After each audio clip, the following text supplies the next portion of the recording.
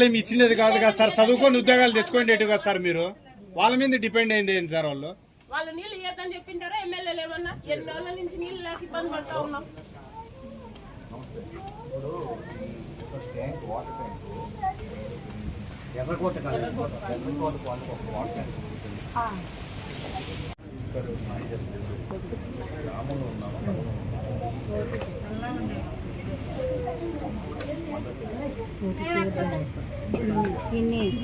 ఏందానికి